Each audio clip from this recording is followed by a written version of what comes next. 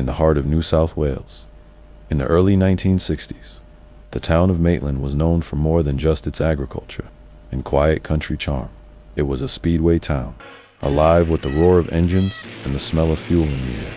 From this backdrop, a new brotherhood emerged, a group of men who shared not just a love for motorcycles, but a desire to live outside the rules of polite society.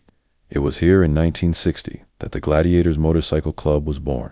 Unlike the riding clubs of the time, the Gladiators carried an identity forged in rebellion. They weren't weekend riders. They were part of the first wave of what Australia would come to know as one-percenters, outlaw motorcycle clubs that existed on the edge of society. The Gladiators took inspiration from American biker culture that had been making headlines overseas, but they added their own distinctly Australian grit.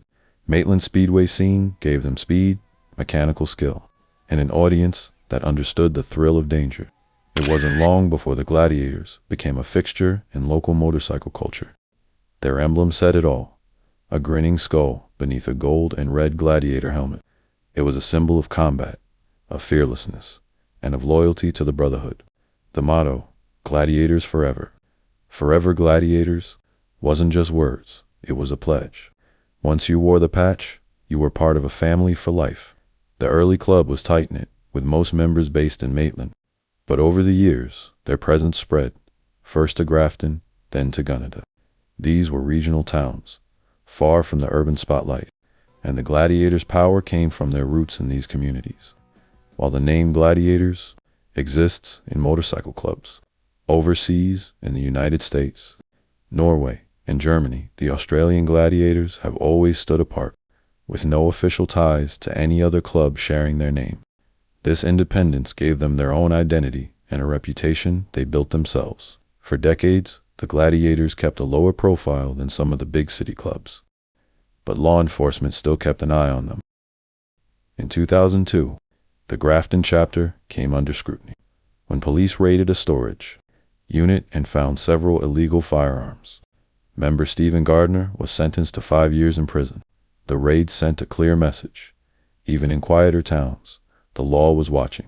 A decade later, in 2012, the climate for bikie clubs in Australia changed dramatically. New anti-bikie laws targeted outlaw motorcycle clubs, making it illegal to display club colors in public in certain areas. We've taken a very tough stance when it comes to combating all forms of serious organised crime. The opposition is not convinced. They say the gangs are once again on the rise. Premier, have Labor's soft new laws allowed outlaw gangs to get back in business in Queensland? Gladiators were officially listed as a prohibited club in New South Wales, and wearing the patch became a criminal offence in designated zones. That same year, violence struck the club. Frank Vandercroft, president of the Maitland chapter, was ambushed while riding his motorcycle. He survived 4 gunshot wounds to the torso.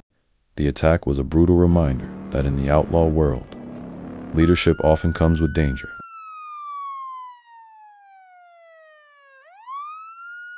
In 2014, police turned their attention to the clubhouses.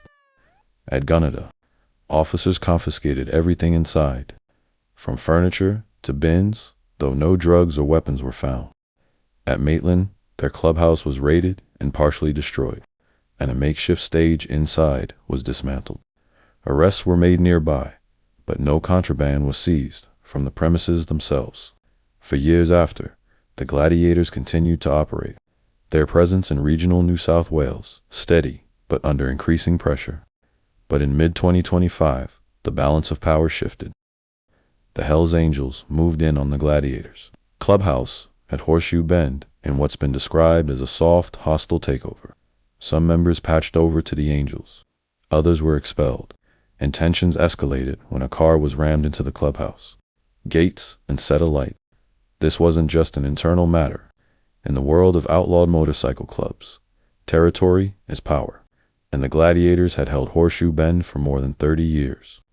Losing it signaled a shift not only for the club, but for the balance of regional beaky politics in New South Wales. Today, the future of the Gladiators MC is uncertain. After more than 6 decades of history, their story is at a crossroads. Whether they fade quietly into history or fight to reclaim their territory remains to be seen.